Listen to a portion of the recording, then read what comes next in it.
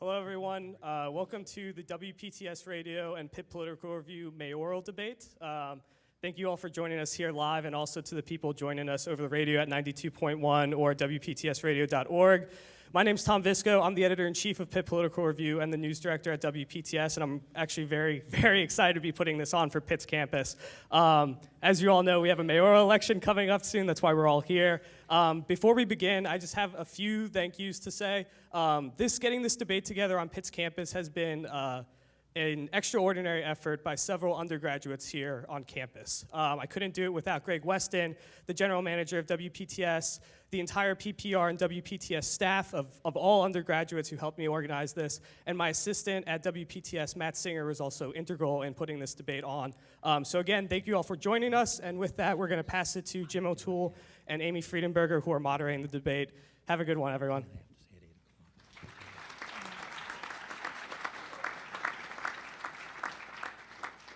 Good evening. Welcome to this debate, and thank you all for coming.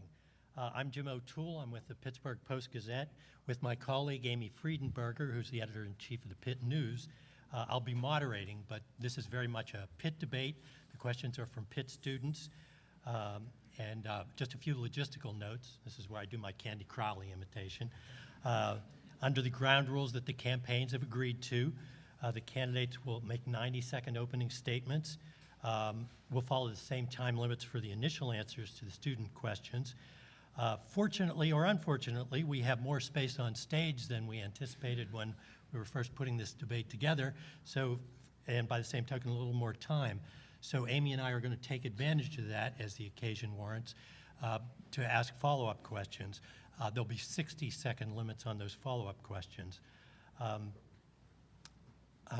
Mr. Richardson, as many of you know, had some legal issues last night. He's going to make an opening statement along with the other candidates, and is going to leave afterwards because he wants to take care of some things with his family, and the other candidates have agreed to that. And so we'll move ahead with Representative Jake Wheatley, Jack Wagner, the former State Auditor General, City Councilman Bill Peduto, and A.J. Richardson. Mr. Richardson, do you want to make the first statement then?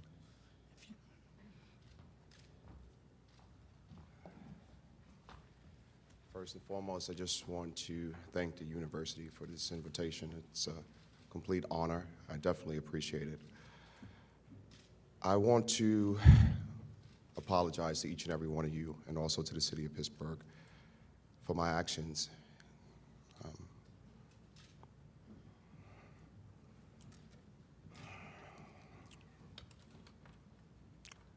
I shouldn't have been drinking, and also got behind the wheel of a vehicle.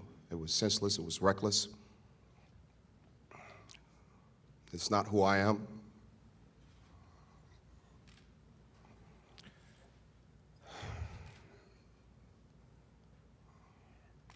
And this particular debate, I feel it is fitting for me to excuse myself after this, because I have to mentally and emotionally regroup. I need to spend this time in prayer with my wife and with my children. And also, I'm going to have to take responsibility for my actions. So next week, I will be going to the court, and I will plead guilty to the charges, because leadership needs to be held accountable for his or her actions. So with that being said, I thank you all. Have a wonderful evening, and God bless you.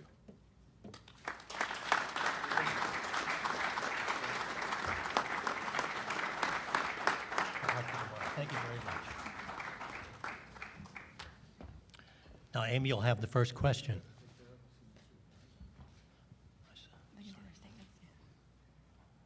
Oh, yeah, Amy corrects me. We'll have the balance of the opening statements. Mr. Peduto. Thank you. My grandfather came from a small village in Italy. They didn't have running water, they didn't have electricity, and he settled in the town of Carnegie in 1921. He worked in a mill, and he spent 40 years there with a second-grade education. Soon after my grandmother came over, she had no education. They raised their family during the Depression. My mom was the first person born in this country. On my other side of the family, my grandfather, Guy Peduto, worked at the mill across the river, J&L, and that's where he died in 1950. My dad went to college on a GI Bill. and he became a teacher, later a salesman, and then before he passed away, doing what he loved, teaching. And my mom raised 4 boys. The Pittsburgh that my grandfather came to is gone. It's not about looking back and looking in the past. There is a new Pittsburgh that's emerging, and for almost 20 years now, I've had my hand directly involved in creating that new Pittsburgh. The district that I've represented for 12 years and 7 years before that as chief of staff has been the transformation of Western Pennsylvania, and it needs to expand. It needs to go beyond the borders of Oakland and beyond eds and meds and start to affect how we revitalize our city neighborhoods. We have to invest more in people than we do in brick and mortar, and we have the ability to do it. The transformation of Pittsburgh has begun, but there's still one part of it that hasn't caught up: city government. This campaign is about making sure that the city of Pittsburgh enters the 21st century and that the city government enables all the wonderful things that are happening to continue.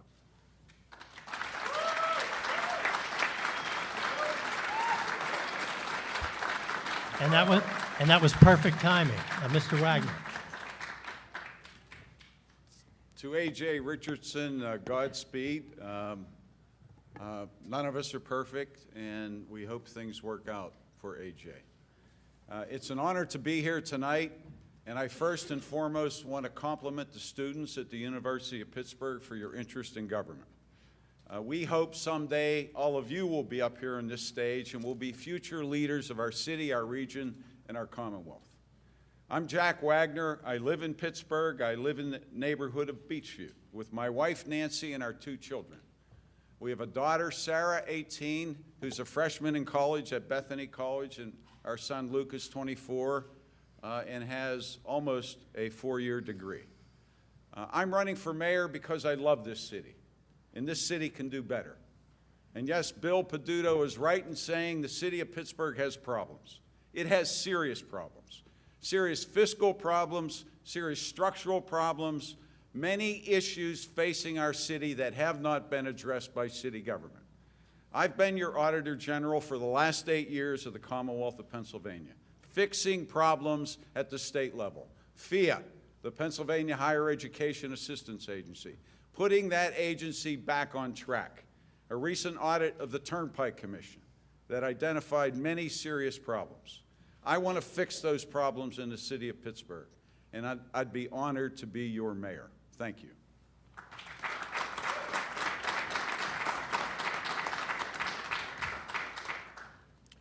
Good evening, and I too want to thank the students of Pittsburgh, and I want to thank you all for being here. I'm running because, unlike the other gentlemen on this stage, I'm not a historic and institutional politician. I've been a state rep for 10 years, and for 10 years we have fought against politics as usual. And when I entered this race, I made a promise to the citizens who I talked to that I was not going to campaign and promise things that I could not deliver. This city does have serious problems, but it also has some wonderful things. And at the basis of that wonder are the people. So we want to talk to you about a vision that will be a future of this city that will include you in your aspirations, that will make sure all communities, all people, no matter what your walk of life may be, has true opportunities, that your voices are heard, not only heard, but are actively acted on in our government. We have talked about our experience over the last 10 years, and we want your help to push forth 4 years as your mayor to make sure our city really includes a prosperity for all. Thank you.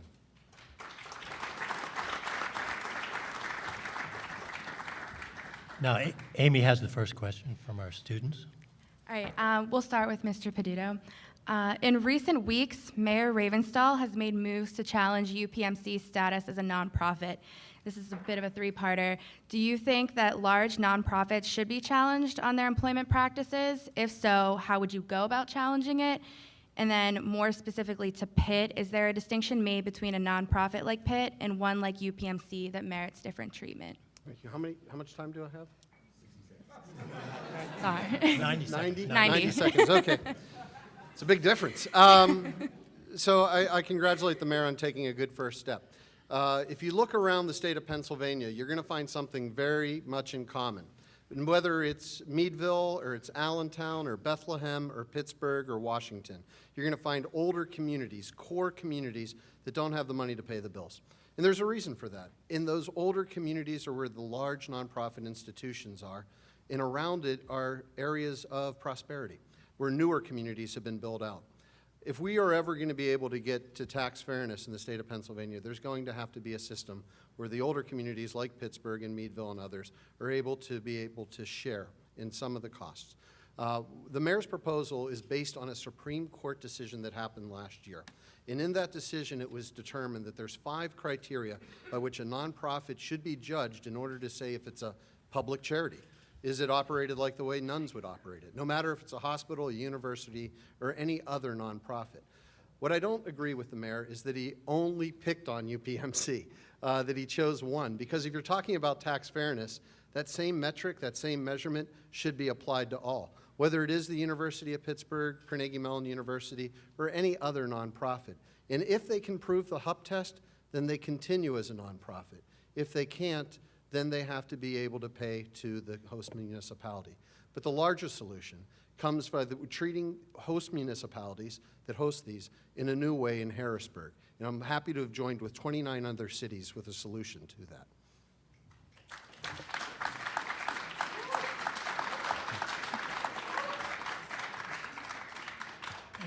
There's a big difference between UPMC and the University of Pittsburgh, both of which are nonprofits. The UPMC had a $351 million profit last year. I consider UPMC a profitable nonprofit. I do not consider the University of Pittsburgh a profitable nonprofit. And as a matter of fact, 90% of the nonprofits are not profitable. Should we challenge those nonprofits that are classified nonprofits that are profitable to pay more to the city of Pittsburgh? You're darn right we should. But we should identify who they are.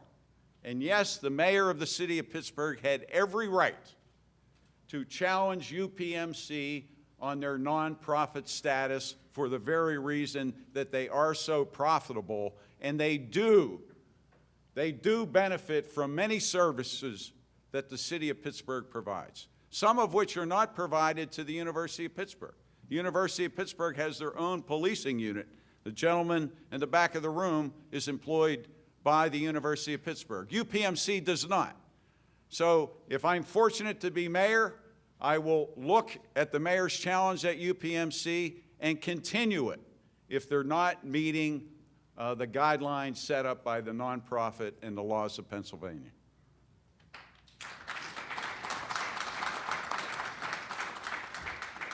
So let me begin by saying the court challenge could take many, many years to work through. And we always want to look at our legal possibilities. With that being said, I do also respect the fact that without a UPMC or without a University of Pittsburgh, we would not have prospered and weathered the recession as we have. So we have to respect that in our region and figure out ways to work with our large nonprofits. Now let me say something else as well. Our large nonprofits and large employers should respect the workers, and the way that they treat their workers should be an issue in how we talk to them. But I would have taken a different route. I would have used some negotiations similar to what the mayor did do successfully with them with the Pittsburgh Promise, and also talk to them about ways to contribute to support the things that we need. There's an innovative process that we have proposed, social impact bonding, which really would take the nonprofits like a UPMC or the large foundations and say, we know you utilize a lot of our public safety processes, and so instead of you paying directly into a general fund where you know not where the money goes, we can leverage your resources into something that supports our pension obligation or the support of our public safety in our budget, where we don't have to directly spend our tax dollars, but we can use yours to leverage that obligation. So with that being said, I would have taken a different route than the legal one.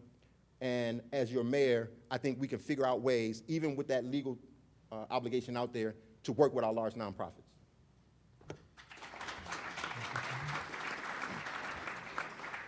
There seems to be broad agreement among the three of you that something needs to be done to extract some revenue from these entities. And regardless of what happens with the court case, could you give us a more specific idea of what exactly you would want from UPMC? Controller Lamb, before he got out of the race, talked about endorsing the payroll preparation tax, which is similar to the bill Senator Furlow's introduced. Would you support that? Do you have a specific revenue goal from some of these larger institutions? Maybe we'll go in the opposite order this time. Representative Wheatley. Well, first, as a member in the General Assembly, I worked on the Property Tax Reduction Special Committee to look at how we can help townships, municipalities, and cities support their rising costs of property taxes. And one of the things we came up with is giving local municipalities the option with more taxing authority. So the payroll tax expanded to nonprofits was one of those options that were talked about. But I'll tell you from my history, unlike these gentlemen, other gentlemen on the stage, I've actively have relationships in Harrisburg, and I have a keen sense of what can happen in Harrisburg. I gave you the first type of process the social impact bonding, which is a new idea, something that we could use to get at our increased revenue. And what I would be looking for is really the obligation, because I think the pension is the biggest financial obligation for our city that we need to figure out going forward. And so I would try to use that to leverage their support for our obligations for the pension. Thank you. Mr. Wagner. If they're not meeting the standards of the law, it needs to be pursued. Mayor Ravenstall indicated that the city of Pittsburgh has lost approximately $20 million in property taxes in recent years, going back approximately 5 years. The school district of Pittsburgh has lost revenue also. So we need to be concerned, but the school district of Pittsburgh cannot challenge UPMC because they signed an agreement based on the Pittsburgh Promise, which incidentally is a great program and one that I fully support. If we were not successful legally, obviously you would want to negotiate as best you could. One of the proposals that I have talked about, and I believe one that Controller Michael Lamb, who has endorsed my candidacy, has talked about, getting UPMC to pay for some of the paramedic services that the city provides. So any items should be on the table that could be negotiable to bring additional revenue into the city of Pittsburgh. So remember that old Pittsburgh I was talking about? You know, used to run the hospitals, nuns. Nuns don't run the hospitals anymore. There needs to be a statewide solution to this. The group I was talking about, the Pennsylvania League of Municipalities, formed a group called Core Cities in Crisis. Great name, right? And they pulled together 29 leaders from across the state. I was fortunate to be one of them. What we realize is that if we go to Harrisburg by ourselves as the city of Pittsburgh, we can expect nothing. But if we join with others from around the state, where they have these things called Republicans, we can put together a coalition to be able to actually get things done in Harrisburg. The other part of it, too, is an opportunity. Because right now, our county executive, who's here, Rich Fitzgerald, has looked at every single nonprofit in the county and is checking them for that HUP test that I spoke about. When we talk about taxation, when we say someone's being unfair, we shouldn't use an unfair practice to just pick one. We should make sure that if we're going to do taxation and talk about fairness, it should be a fair system that the county executive has proposed.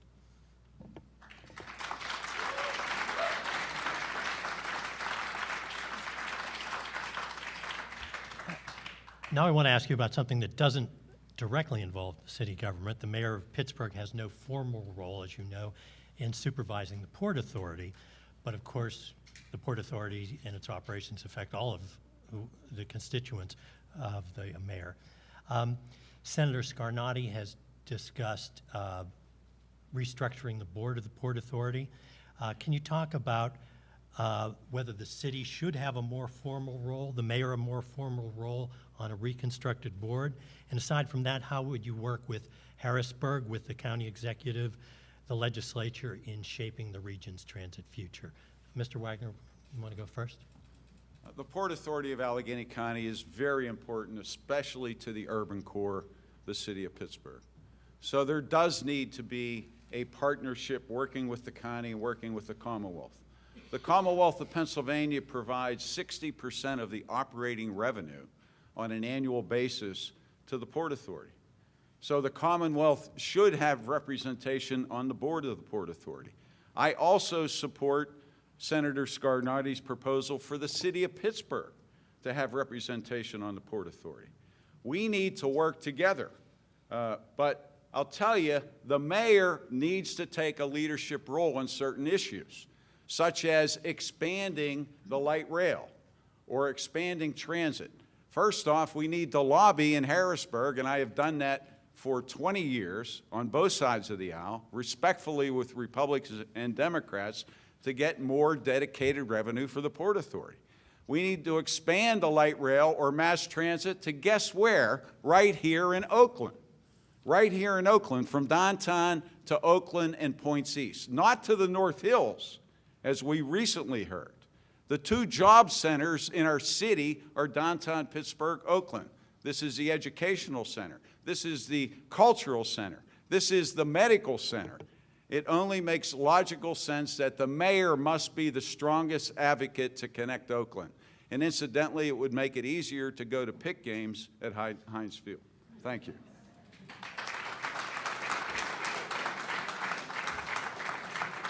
Mr. Wheatley, you want to go next? Well, first, I want to thank Jack for promoting the expansion and the accessibility in my district, because I represent both downtown and Oakland, and have done so in 10 years, and have also advocated to make sure our transit system is a world-class system, but it's not. And so before we start talking about the governance, we need to talk about how we recreate and re-envision our transit system so it's a real regional asset and not one that is disjointed. And so when we talk about how we re-envision it, I do believe the city of Pittsburgh should play a vital role. We should actually provide some resources for the role that we want. And I think I have a solution for how we can do that. But we should imagine the board to be really a southwestern Pennsylvanian board, where our other counties share in that decision-making, kind of like a Southwestern Planning Commission, which I also serve on. Because if we're going to really advance and promote this region, we have to do so as a region, and the transit system has to reflect that thought. So as your mayor, I would not only advocate, but I would do something that Philly does well. The mayor is up there every several weeks advocating and pushing for the things that make sense for his city and his county, and that is the exact same thing that we need in DC and in Harrisburg, an active, involved, visionary leader who wants to see this region grow. Thank you. Mr. Peduto, I apologize, but before you weigh in, I have some FCC hygiene to take care of. Because we're live, we want to welcome you once again to the WPTS Radio Mayoral Debate, broadcast live from the O'Hara Student Center on the University of Pittsburgh on 92.1 WPTS. And it's online at WPTSradio.org. With my apologies now, Mr. Peduto. Jim, you got a great radio voice. I can't answer this in 90 seconds, so I'm going to try and do my best. You know, I'm hesitant to look at reform from those in Harrisburg that have been trying to cut transit's funding. I'm hesitant to really think that they're being genuine when they talk about restructuring boards, when they've been the ones that look at it as a luxury and not a critical component of a 21st century city. What I view it as is we need to expand transit. We need to look at it regionally, as Jake was saying, and create Sparta like they have SEPTA out in the east. We need to look at it throughout Allegheny County and create a spine line that was proposed before that goes north, south, east, and west, and then use buses to get you to that line and take you into the city. We push air from other counties in, and we drive the people back out. We take people in buses that aren't even efficient systems. We have the ability to run a modern system. We just waste it because we compete against ourselves. When I look at the city of Pittsburgh, I see abandoned lines, old rail lines that used to connect the old economy that could be used to recapitalize on the new economy. Look right out on Forbes Avenue and the railroad that goes through down to Hazelwood and down to Lawrenceville. It's hardly used anymore. You put a commuter rail on that, and all of a sudden, all this development that's happening right here in Oakland will start to happen in communities that haven't seen any development, like Hazelwood in that part of Lawrenceville. We need to be able to create an intermodal, multimodal system, and it needs not only to happen in the city and the county, but regionally as well.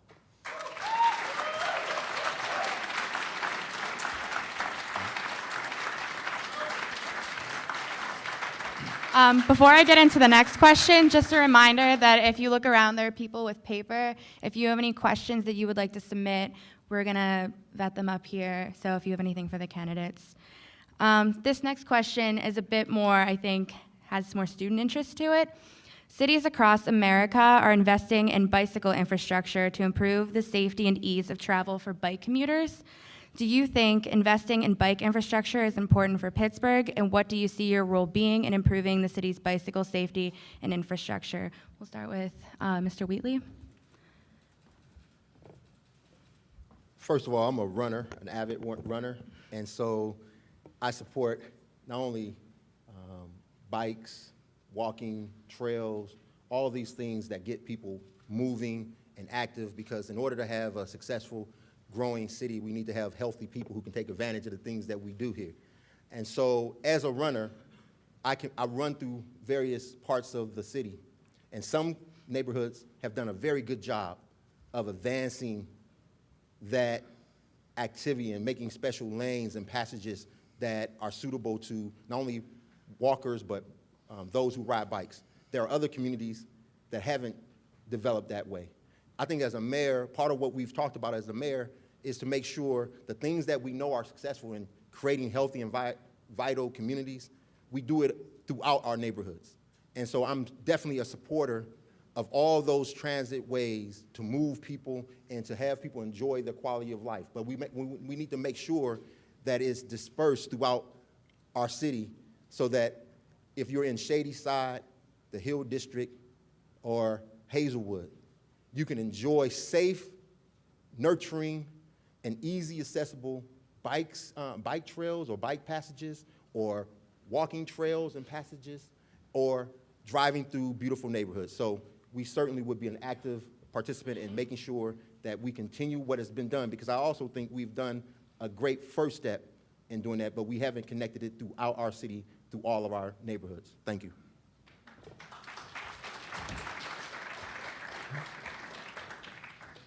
You might be surprised, I'm not a runner. I'm a pretty fast walker. Bike Pittsburgh is an organization that started about 10 years ago, and there were a lot of good organizations that started about 10 years ago. It really started because foundations started saying, hey, we got to catch up with what's happening around the rest of this country and the rest of this world. And Bike Pittsburgh started to put together plans. In the past 3 or 4 years now, the city of Pittsburgh, through the Department of Public Works, has been implementing those plans. And you see them as you drive around this city. But we're only at the cusp of actually starting on the full implementation of a complete streets strategy. And what a complete street says is that our streets are made for automobiles, cyclists, walkers, fast walkers, some runners, but they're made for every type of transportation. We're not there. We're not close. I mean, we're finally getting countdown signals. Other cities started it 20 years ago. There is a necessity of upgrading our major corridors. And if you look out on Fifth Avenue, I don't know, some of you have been around for a while. Fifth Avenue, we had people killed. And I got to work with OTMA, Oakland Transportation Management Association, and we started doing upgrades. And then we re-signalized the lights. And then we went to Forbes Avenue, and we started to do the same thing. And instead of painting lines, we used tape, and we used lights to make it reflective. You know what? The number of pedestrians that got hurt went down to 0. We need to do that type of a strategy in other parts of the city. It's a possibility. It's been done right here, and it needs to expand.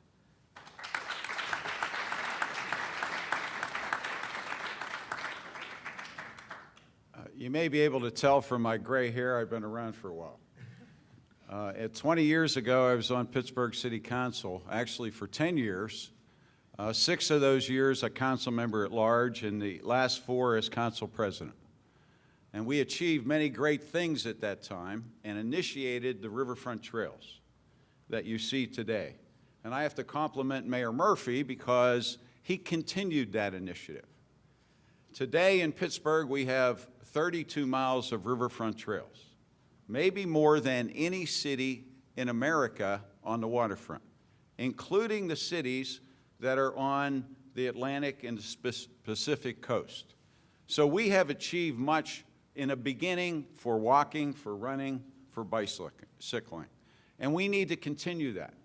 What you see at Bakery Square, where you have the bicycle slots where you can rent a bike, there's an initiative in place for that to be in 50 locations across the city of Pittsburgh. As mayor, I will not only encourage that to continue, but I would like it to be the best in our country. This needs to be a bicycle-friendly city. It needs to be a friendly city on all modes of transportation. That improves our quality of life. That distinguishes us from other cities. It must be a top priority.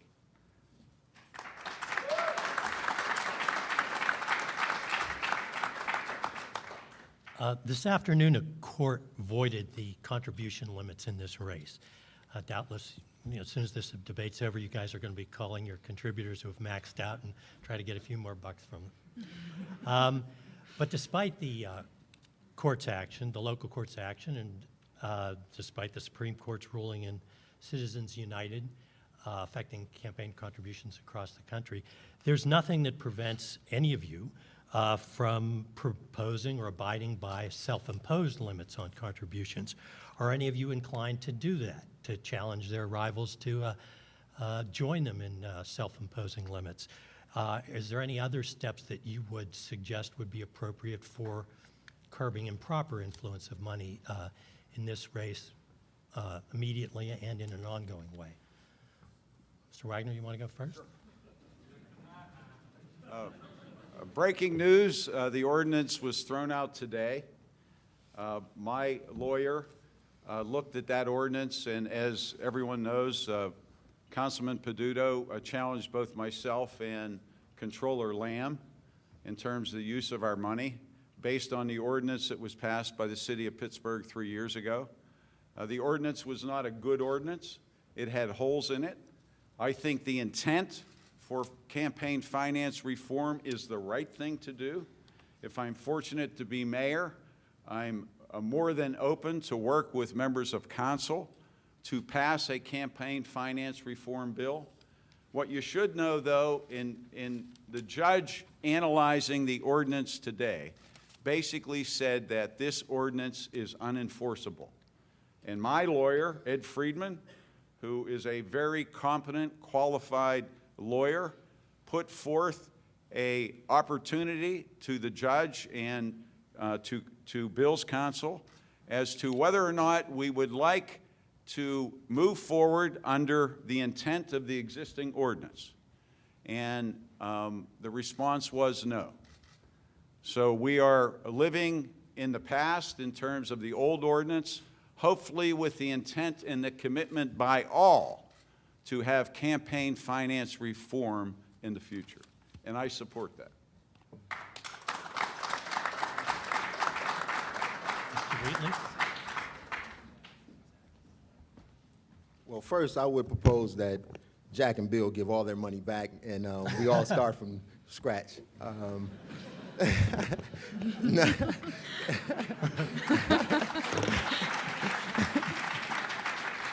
But seriously, I think that we've said all along that this was part of what makes people turn off from politics.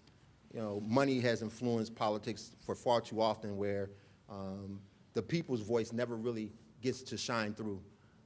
And so we have made the commitment from day one, entering the race, that there are rules that we have to abide by, and we will abide by the same rules as all of the candidates in this race because we think that's a fair way of doing it. Of course, I was joking earlier, but I do believe that we should have some constraints around the level of financing that comes into any candidate's coffers, but I'm also a realist. And so what we hope to do is make this campaign not about those things of finance, but we make them about the future and what it means to the citizens of Pittsburgh. And the only way we can do that is that we have an engaged conversation around ideals and vision. And I'm hoping that no matter how much money comes into this race, that we will have that opportunity to really get at the heart of what matters for people in this city.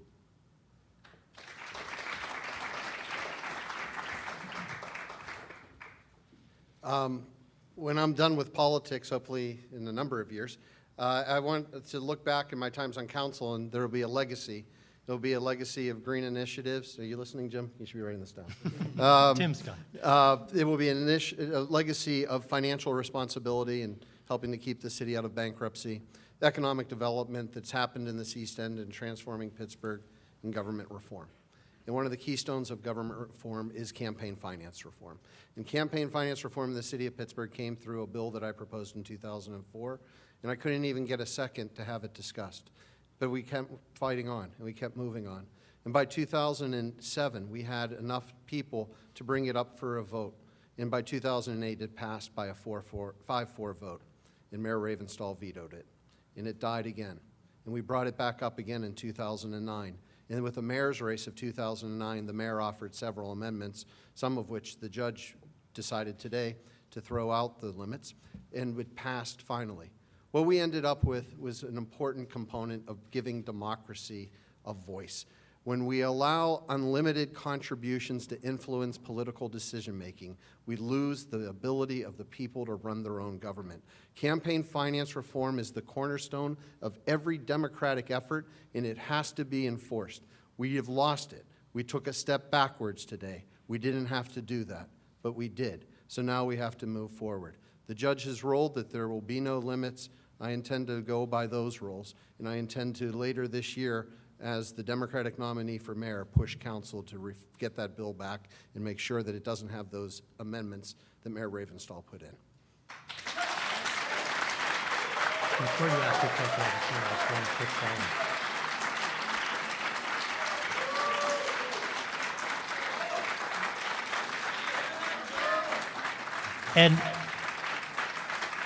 And just to be clear,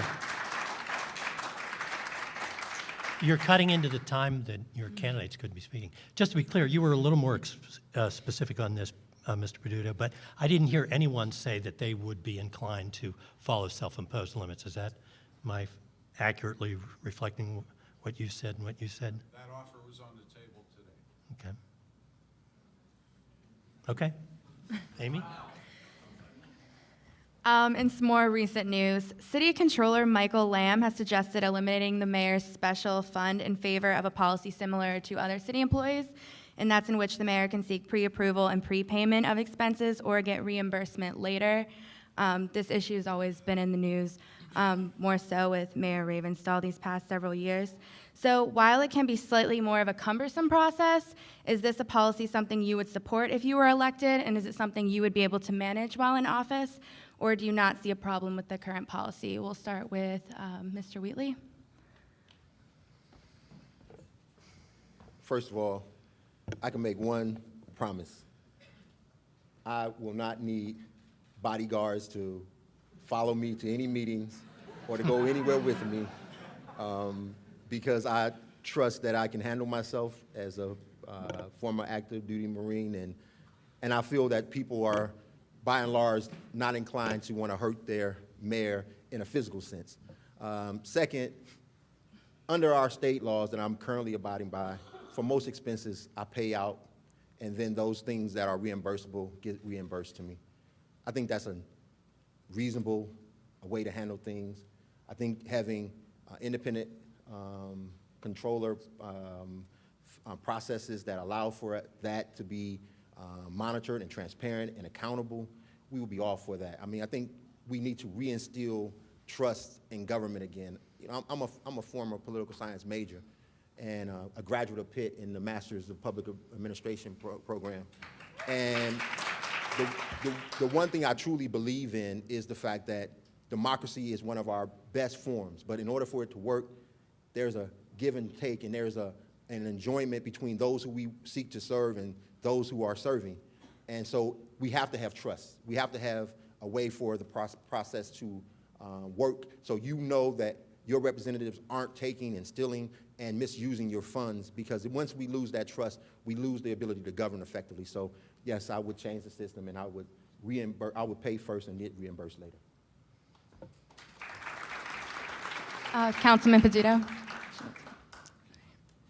Honest to God truth. I found out 2 months ago that the mayor had a credit card with a credit limit on it that never had to come to city council. And when I was asked by a reporter about it, I was both baffled and at the same time, I guess, not surprised. Whenever I have a community meeting, and it happens often, we run out of copies and somebody has to go over to Kinko's at 9 o'clock at night and make more copies, I hand them my credit card. And they take my credit card and they go and they make the copies, and they come back to the meeting and they hand me a receipt. I then have to write out an invoice about what it was for and staple the receipt to it. That's then presented to the city clerk. It comes up on a bill before city council where the public can see what I'm getting reimbursed for. We have a vote on it with all of council. It gets approved, sent down to the controller's office, and a check is cut. Why the mayor has his own set of rules, I have no idea. But it's wrong. It's just simply wrong. And that any invoice, any expense, always should see the light of day. That's the best disinfectant to corruption, sunshine. And having the opportunity for people to know what is being spent would deter people from spending it for the wrong reasons. So what I'll do when I'm mayor, I'll take a pair of scissors and I'll cut that card up.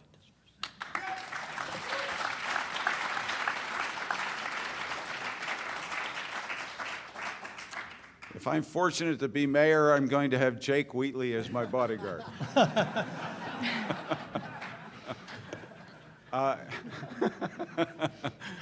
I've been in government 30 years, 10 in Pittsburgh City Council, 4 of those as council president, 10 as a state senator, 8 as a statewide elected official. I've never had a bodyguard, and I don't need one. Why we spend the monies we spend in the city of Pittsburgh like that, I'll never know, but it's going to end. I can assure you that it's going to end.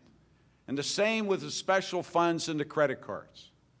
It's archaic to think that the police bureau was getting $8 to $10 million coming directly to the police bureau for overtime off duty for police officers, and that money not going to the Department of Finance or the Treasury. The police should never be handling that money. That's been going on for years in the city of Pittsburgh. That will change day one. The police will not be handling the money. If they have overtime, they report it to the Department of Finance, and yes, there will be a premium pay to their paychecks. And there won't be any credit cards given to anyone that comes from some distant fund not under the control of City Council. This wasn't even a line item in the budget in front of City Council. We are archaic in many ways in which we operate in city government right now, today. That's going to change.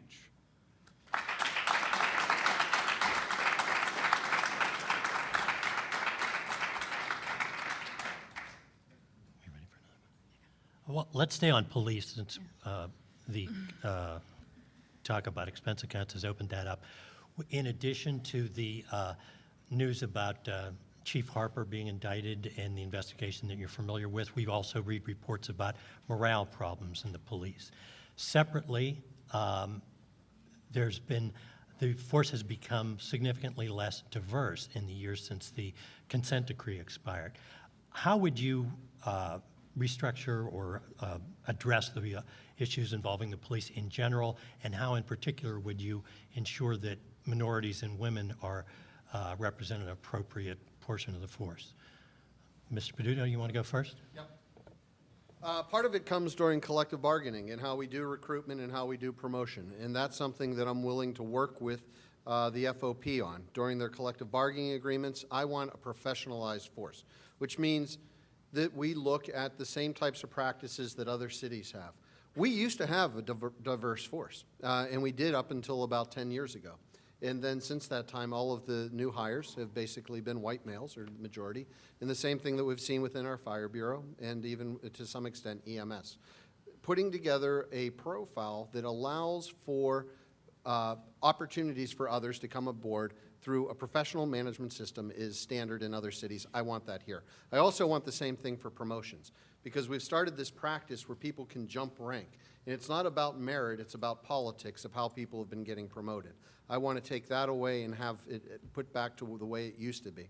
I want accreditation, which means that our police have to meet certain standards that other police forces are mandated to meet. And I want to be able to look not just within our own police force, but not to exclude them, but to look all over this country for who would be the best police chief. Because it's more than 600 people to find who would be the person that could bring both the morale of the police force up while at the same time being able to work with community.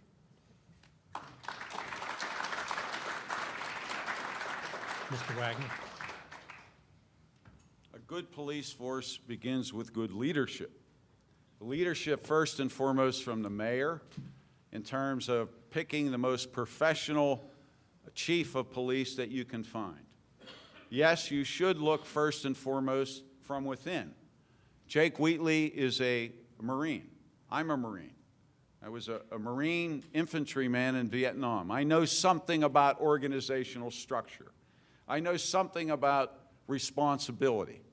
That begins with the chief of police. If the need exists, I will have the chief of police report directly to the mayor.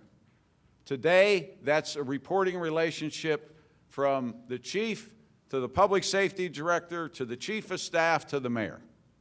We've heard nothing about that in all this controversy. That needs to change. There needs to be accountability. We need a police chief that's sensitive to the people of this city, to the student population, which has grown immensely and is a great asset for Pittsburgh, to the African American community, to the gay community of Pittsburgh. A police chief that can communicate and understand the issues. That begins first and foremost with the mayor. We have been a recruiting and training program for all the police programs throughout southwestern Pennsylvania. Police officers come to the city of Pittsburgh, they get trained for 6 months to a year, they work for 3 or 4, then they get a job in Upper St. Clair or Fox Chapel. That needs to change. We need to work within, we need to have good, internal, sensitive leadership in the city of Pittsburgh.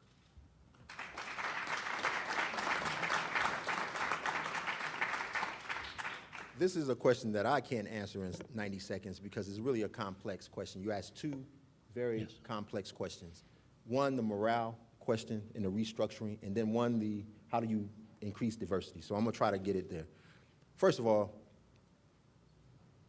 under our current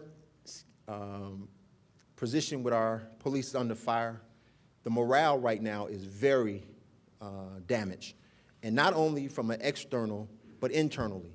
Because I know for a fact, African-American officers in that department feel like they are under attack for something that happened with one individual, but they now have been labeled, displaced, removed from positions without cause, and no one is speaking towards that. Second, the way that you increase the diversity on the force is, one, you have to change the image and the relationship that the police have with the areas and communities that they want to be a part of the makeup. And we have a solution for that. You have to have some relationship building that goes beyond the law enforcement part, that you have some socializing experience that is positive. But you also have to get rid of some systematic things that are eliminating the possibility for African Americans to get on the force, and that's that 60 credit hour clause. I would change that. I would say we can recruit and you can get on the force as long as within your first 3 years on the force, you acquire the 60 credit hour limit. That way, those who are interested can come in the force and make it out. So thank you. Thank you. Either one of these or one for the I'll next go one. for the next police one. All right, we're going to stick with the police again. Among various issues being discussed regarding changes to the City Police Bureau is the moonlighting guidelines. Acting Police Chief Regina McDonald in an overhaul of secondary employment rules barred moonlighting details at adult entertainment establishments such as Blush, which filed a lawsuit claiming that if the Bureau is going to allow moonlighting at other establishments, Blush should be treated the same as its other adult entertainment or companies. So why should we have approved secondary duty anywhere? But what this gets to the heart of is whose interests do the police serve? Select establishments or everyone? So we'll start with Mr. Wagner. Certainly the interest is to serve everyone. And fairness has to be the priority in terms of how assignments of officers occurs. It's my understanding that there has been a priority given to certain officers for certain duties, off-duty assignments within the city of Pittsburgh. Obviously, if that's the case, there is an organizational problem. We have had one situation where an officer in a prominent position has held a full-time duty assistant chief of police position at a state university 40 miles from Pittsburgh. How you can hold two management jobs of that magnitude is beyond my understanding. It's not possible. Police officers have to be made available for duty in the event of emergencies in the city of Pittsburgh. I don't like to hear the reassignment of officers from neighborhoods when there's special events like a Steeler game or a Penguin game or certain duties in isolated areas of the city. This needs to be fair. It needs to be balanced in all neighborhoods of our city. Neighborhoods should see police officers continually during the day. Community-oriented policing is a good thing. The public wants to know that their officer is there when they need them, and that begins with a standard set by the mayor of the city of Pittsburgh. Thank you.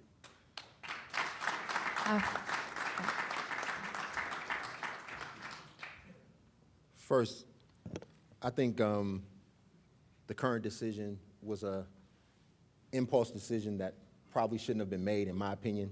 I think it was a reactionary decision.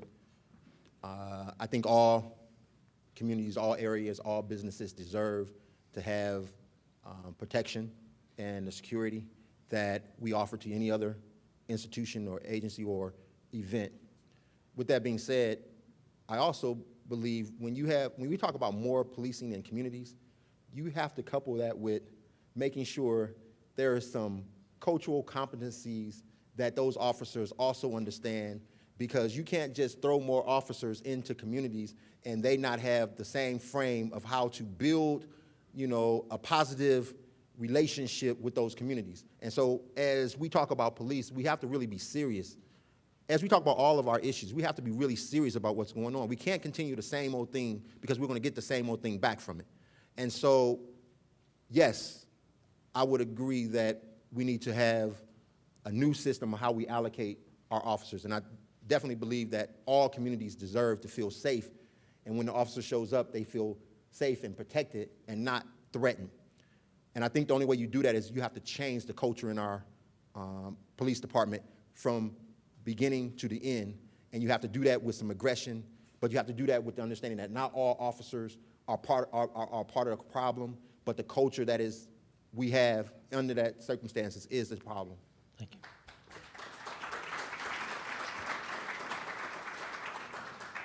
Regarding Blush, I don't know if we have the legal right to be able to tell a legal business if we provide a service to others that we cannot provide it to them. But I'm not a lawyer, and my lawyers were tied up in court today, so I'll ask them later. On policing, I hope you guys understand this. So there is Pittsburgh police that we all think about, the guys that are on the street and the gals that are on the street that protect us. And then there's this other thing that you never really think of, and it's Pittsburgh Police, Inc. And it is private details. It's the folks that you see at the bars on the south side or at the Penguin games or at different stores on Walnut Street. And they're wearing the Pittsburgh police uniform. And that's an $8 million a year operation. And it is run by officers in order to be able to get additional salary for the salaries that they have that isn't as high as suburban areas. But it's also run in a way that it picks favorites, and people operate the system, and they get a little bit of the money for hiring certain people.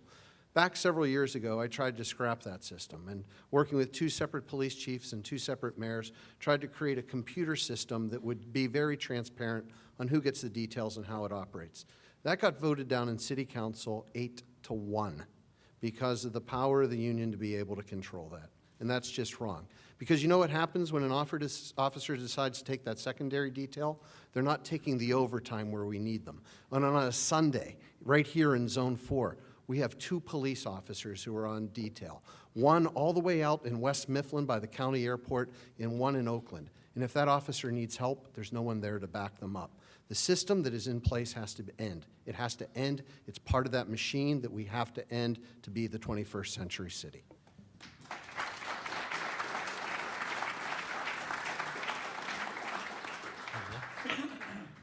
Okay. Whether or not it's a good idea to impose prevailing wage requirements on city vendors is kind of a recurring issue debate in city government, local government in general. Do you think those sorts of mandates on city projects, contracts are appropriate? Should similar requirements be extended beyond just wages to other working condition issues? I'm thinking specifically about domestic partnership benefits. Mr. Wheatley, you want to start? First of all, I'm a supporter of our working class men and women. I tell people I grew up in a union household. My mother retired as a United Auto worker, and they paid for my college, and they paid for the food that I ate on my table each and every day. But when we talk about our city government and our city's financial situation, we have to be very honest with ourselves. Now, we need a livable wage, and we need to make sure the working men and women in this city have the ability to provide quality life for their families. We have to be very careful how we do that. And the reason why I'm saying it that way, because I'm also for expanding access to city government and its resources to small business owners, minorities and women and veteran-owned businesses. And so I don't want to put requirements that might stymie their ability to function and be supported and to help grow their families and their companies. As it relates to domestic partnerships, I think if we offer that benefit, which we should and do, for heterosexual partners, we should offer it for non-heterosexual partners. And that should be a requirement of how we do our business. And anyone who wants to do business with us, if they offer a service to their heterosexual employees, then it should be across the board. And that's what I would demand as mayor.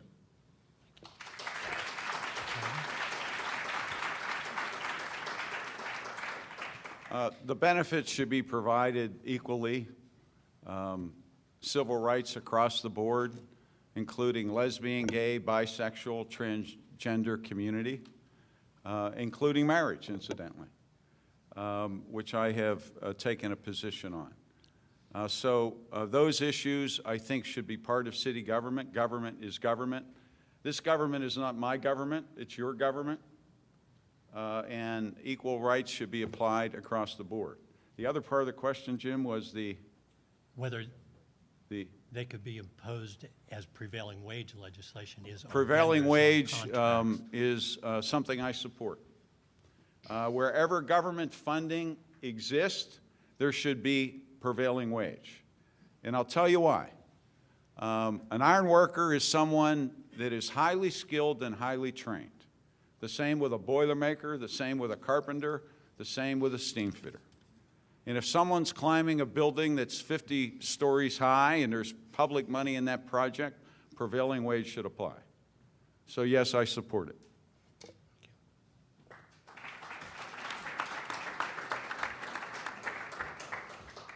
I wrote the bill on prevailing wage in the city of Pittsburgh, and I did it because it was the right thing to do. What we require is if you're going to do a project in the city and you're saying, hey, I need some of your money to do this project, We say, hey, make sure that the people who are going to be working there aren't hurt. Make sure their industry isn't hurt. In other words, if you're going to build a hotel and you need a public subsidy to pay for that hotel, does it make sense to then hire the people who work in the hotel at a minimum wage where they need public assistance for housing, public assistance for food, public assistance for transit? Or does it make more sense to make sure that they're paid the average salary of everyone else that works in a hotel in the city of Pittsburgh? It's called triple bottom line economics, making sure that the project works for the developer, for the people who work in there, and the planet around it. And for the planet, we created laws on clean water and clean air. The first Clean Air Acts in the city of Pittsburgh in over 50 years, and the first Clean Water Act ever. And we made sure that whenever your money's being used for a public subsidy, that benefit doesn't just benefit the developer, it benefits the community. As far as domestic partner, I wrote the legislation for Councilman Dan Cohen on that too. And I did it because it was the right thing. Because if we offer benefits to some, we should offer benefits to all.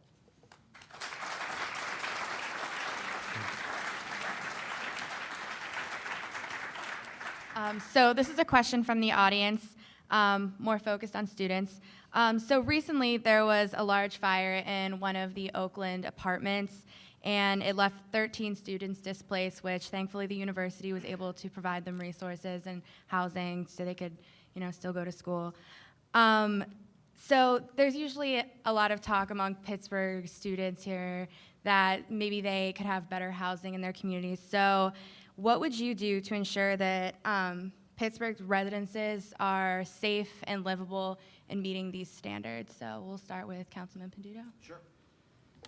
First off, great job if there's anybody here from SGB. The university got around those students, making sure they had clothing and food and shelter, and that's a community, right? That's what we try to strive for. There's a good program in Oakland that we've been working on the past couple years called Oak Watch.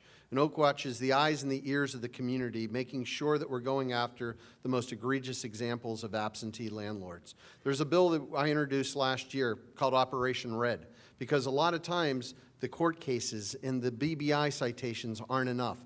And we use an old-fashioned tool called shame.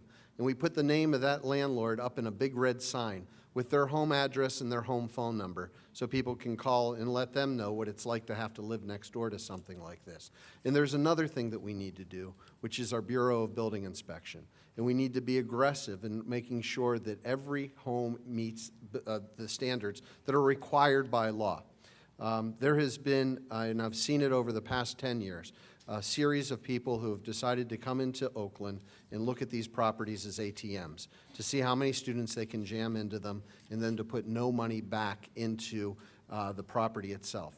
They'll be one of my first targets, and they'll be getting a personal call from me, just the same way that I do in my district when people try and do that kind of crap.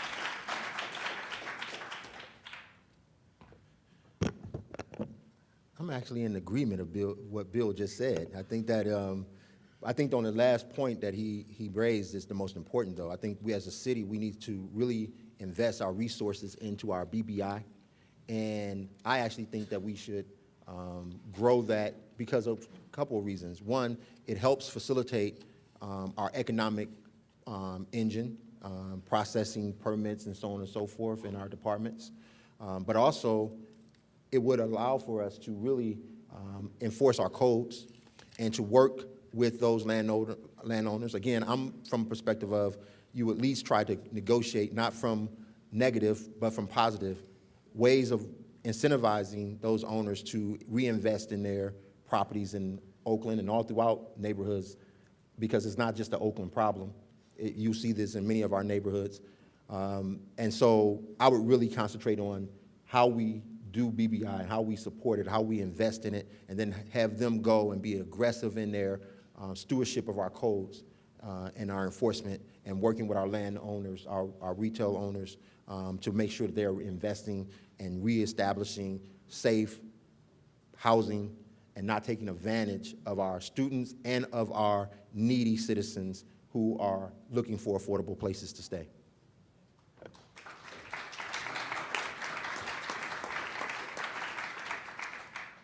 I know we've been tough on some aspects of public safety, but generally speaking, we have high-quality public safety personnel here at the University of Pittsburgh and the City of Pittsburgh. And this recent fire is one such example, with the police, with the firefighters, with the paramedics responding in a very professional way. And that's all a good thing and something that I think we can build on and should build on. But at the same time, thank them occasionally for the great work that they do. There's no doubt, and Bill's right, that building inspection in the City of Pittsburgh needs to be upgraded. And guess where it needs to begin first? With leadership, with a full-time director that doesn't exist today. We have to put responsibility somewhere. We have a building inspection department that reports to the Director of Public Safety, but we have no one with full-time accountability. It's about time we change that and get a professional in that position. And a third factor in terms of housing is to have a mayor that can lobby with your chancellor, Mark Nordenberg, in Harrisburg, to keep funding for education here at the University of Pittsburgh and the 4 state-relateds and the 14 state-owned universities, and also to lobby for additional capital resources to build more student housing as part of the university. That needs to be a partnership between the mayor and the chancellor.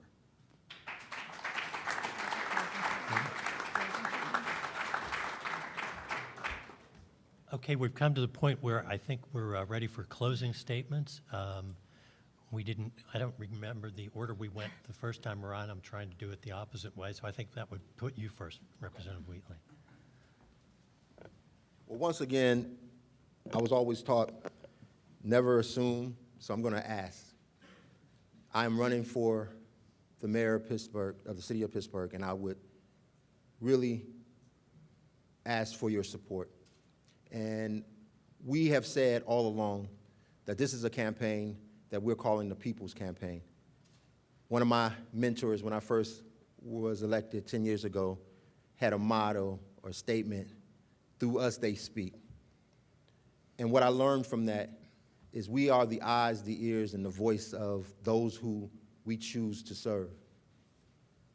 I have been honored to represent the 19th Legislative District for 10 years, but it goes beyond me. This election is about you, your families, and your neighbors.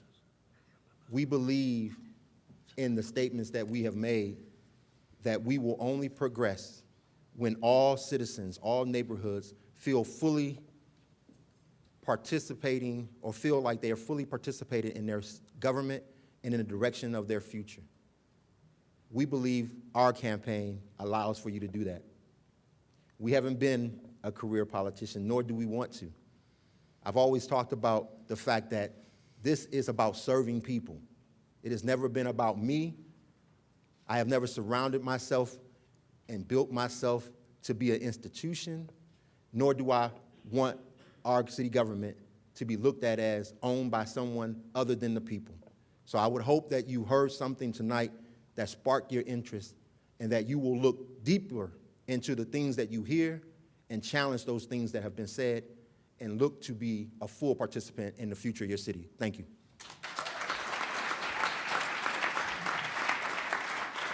Mr. Wagner? We're all fortunate to live here. Pittsburgh is a great city. It's a city that's been rated the most livable city 3 times in the last 30 years. That is truly significant.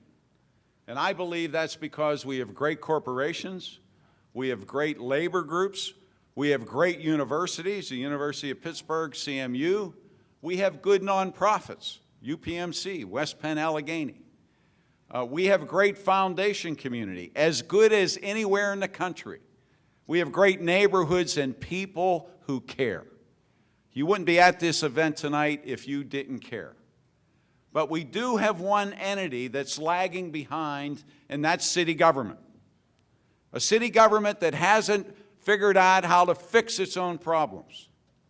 A city government that doesn't have good leadership, just not at the top, but in the organizational structure. Many parts of it are not even organized. It's antiquated in how it interacts with the public in many different ways. That has to change. It needs a leader.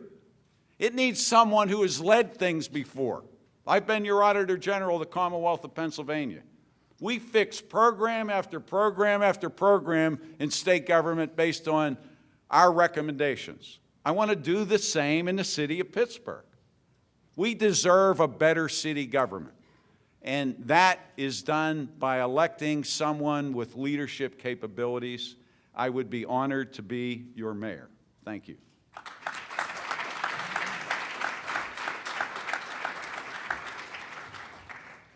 Thank you.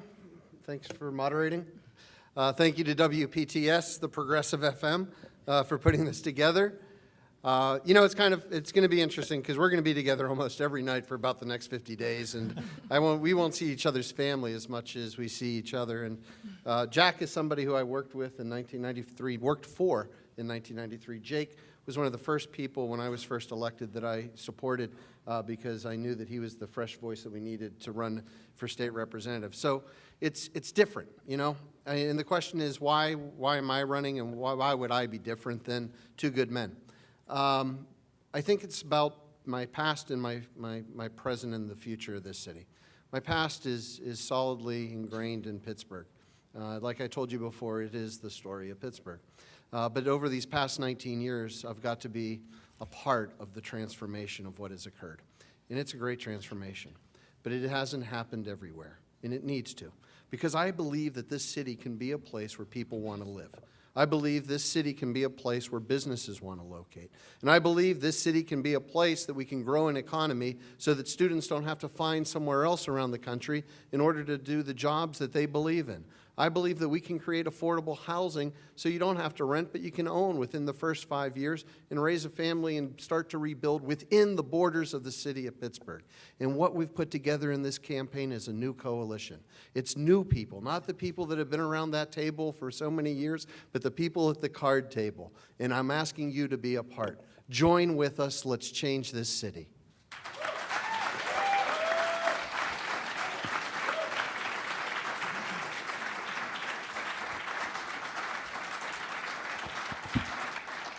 All right. Thank you, everyone, for coming out tonight to listen to Mr. Wheatley, Mr. Wagner, Mr. Peduto, taking the time out of your evening to come and talk to Pitt students. So now I'm going to turn it over to Tom Visco, and he's going to say, thanks again to the moderators for joining us, and thanks to all the candidates for coming. This was a fantastic debate, and I also think it says something very profound about undergraduates' abilities to affect and participate in the political process. So thank you, all of you, for joining us tonight. We hope you all have a great night, and like you, we will be paying attention to this election until May. So have a good one, everyone.